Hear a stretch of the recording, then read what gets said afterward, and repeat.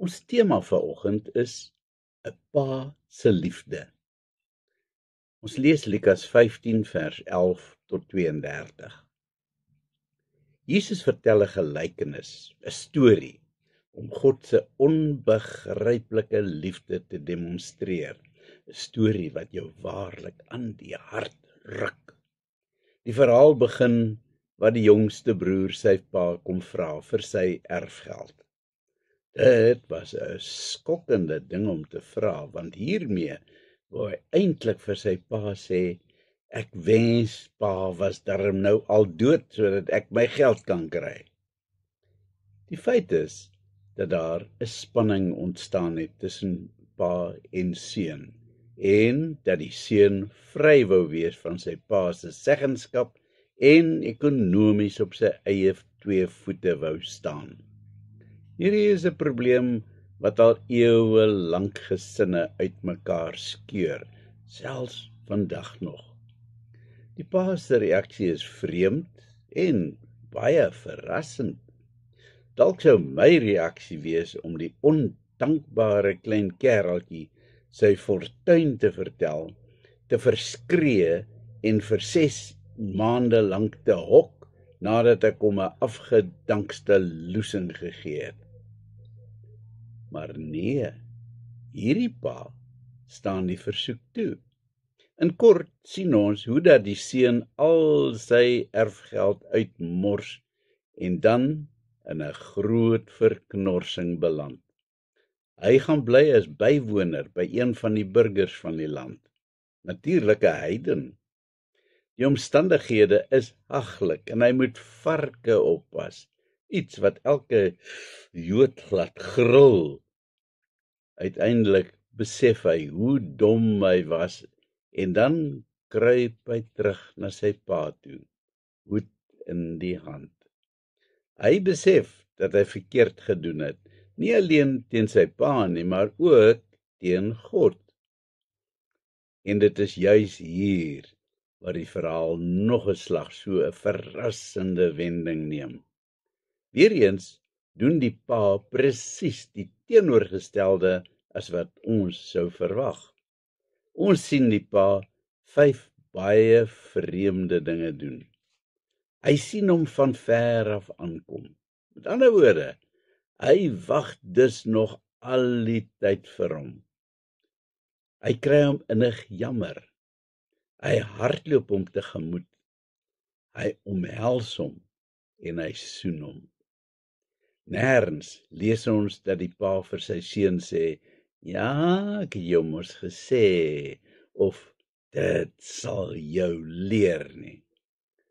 Hy het hom nie verlekker in sy seun se ellende nie, maar hy doen eerder die ongehoorde en onwaardige ding en hardloop hom tegemoet.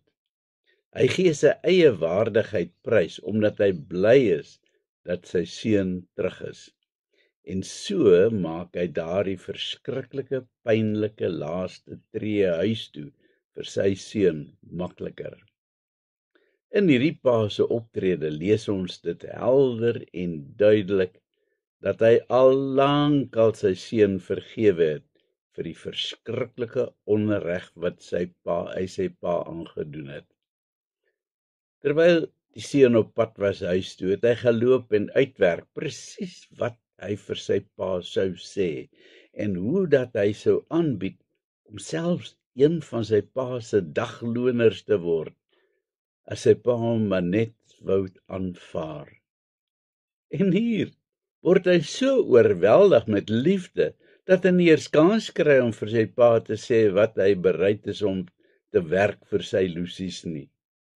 Sy pa het klaar bewys dat hy hom onvoorwaardelik aanvaar, en net om die stempel daarop te plaas, reël hy 'n groot fees om hom tuis te kom verwelkom. Maar die verhaal het ook 'n donker sy. In die veld was die oudste seun besig om te werk, toe hierdie fees aan mekaar geslaan word.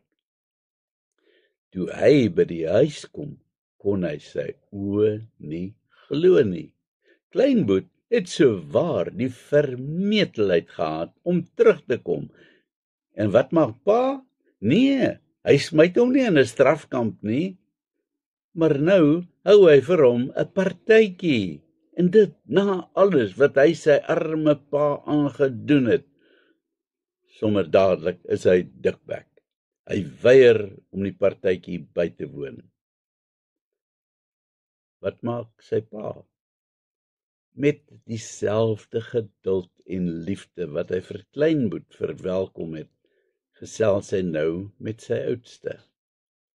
Dan verduidelik hy vir die seun dat, anders as sy broer, hy nog al die tyd by sy pa was en gedeel het in al die seëninge van die huishouding. Boonop was al sy pa se besittings in elk geval ook maar syne. Daar was dus absoluut geen rede waarom hy nog enigsins kon verwyd nie. En wat was die broer se reaksie? Ons weet nie.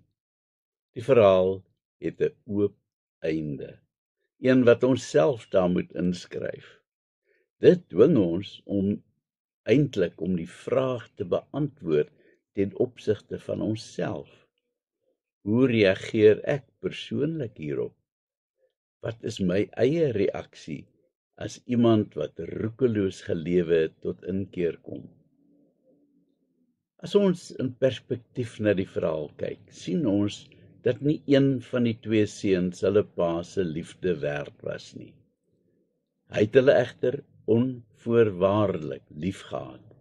En al wat hy van hulle verlang het, was om met mekaar versoen te raak, mekaar te aanvaar, en dat hulle albei hulle pa se versorging en liefde sou aanvaar. Dalk is jy vandag die jonger seun, wat jou rug op God gedraai het en afgedwaal het. Vir jou sê hierdie verhaal dat God vir jou wag met oop arms en tonne liefde om terug te kom.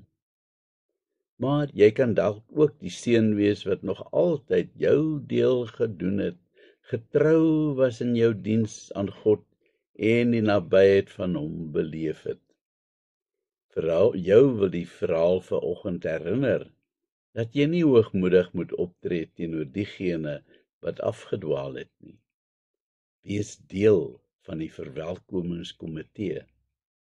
Op daai manier wys jy vir die Here dat jy sy goedheid en liefde, waarmee hy jou elke dag so oorlaai, opreg waardeer. Kom ons bid. Here, gee my asseblief vandag liefde in my hart teenoor elkeen wat oor my pad kom. Maak my vergewensgesind en leer my om nie neer te sien op ander nie. Amen.